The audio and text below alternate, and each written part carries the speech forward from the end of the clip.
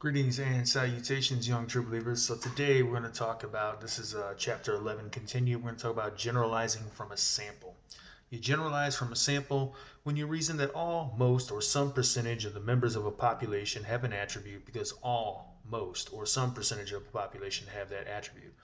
Remember, a population is any identifiable group of things. So, college students in California, American voters, uh, Raiders fans, right? All of those are populations, right?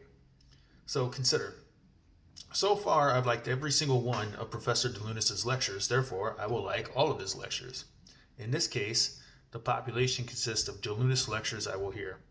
All members of this population are argued to have the attribute of interest. Remember, the attribute of interest is that characteristic that we are interested in ascertaining whether or not it is shared among the analogs. We want to know if they all contain it or have it, right? So again, the attribute of interest being liked by me because all members of the sample, and the sample is the lectures that I've heard so far, have that attribute, right? Here's another example. Most pit bull terriers I've met are sweet, therefore most pit bull terriers are sweet. In this example, the population is all pit bull terriers. Most members of this population are argued to have the attribute of interest, being good-natured or sweet, because most members of a sample of them, the pit bulls I've met so far, have that attribute.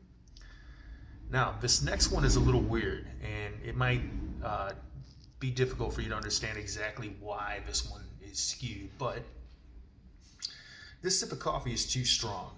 Therefore, all the coffee in this pot is too strong. Now, it's weird to think of sips, total number of sips of coffee in a pot as a population, but it is a population of sips, right?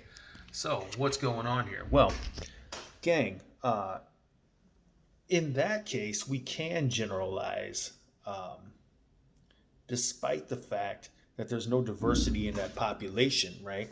We can make a general statement to the effect that the coffee is too strong because what's going on is that we're dealing with a homogeneous population. A homogeneous population is a population in which you would expect there to be no diversity, zero diversity at all, right? A case of ball bearings from a factory is another population in which you would expect no diversity. Now, gang, this is extremely important to note. There is no such thing as a homogeneous human population, right? So a homogeneous human population would be one that exhibits no diversity whatsoever. And their bottom line, such things don't exist. And this is why stereotypes are so problematic. Again, there's no human population that does not exhibit some diversity, right?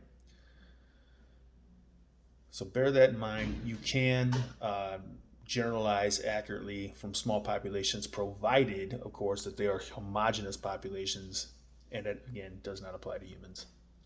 One more example. Whenever I come to this theater, it's freezing. Therefore, it's always freezing. Population here is occasions during which the speaker has been in a theater. The population here is total occasions within a theater. The sample, is occasions during which the speaker has been in a theater, and the attribute of interest is the theater being cold or freezing, right? So how do we evaluate arguments that generalize from a sample? The more atypical the sample, the weaker the generalization. An atypical or biased sample is one that does not mirror or represent the overall population. It doesn't represent the diversity of the population. Again, it doesn't apply to homogeneous populations, but most of the populations you're going to deal with in a given scientific study, right, or just in everyday life, are probably not going to be homogeneous. So you want your sample, if you want a really good understanding of the population, you want it to be as diversified as possible. 2, the less diversified the sample, the weaker the generalization. If the sample is too small, it cannot be sufficiently diversified. That brings us to our third point. Generalizations based on samples too small to accurately mirror the overall population are relatively weak. If, however, a population is likely to be homogeneous, such as the population of taste in a pot of soup or a population of ball bearings produced by the same machine, then even a small undiversified sample is likely to be typical, right? Again, referring to homogeneous populations. 3 arguments that generalize from a sample.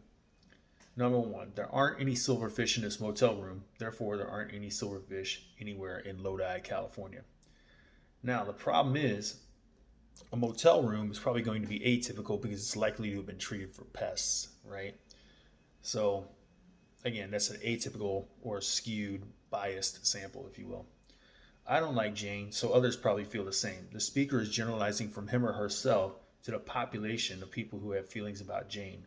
Problem is, this sample is not, it's too small and it's too undiversified, right? It doesn't offer any support for the generalization.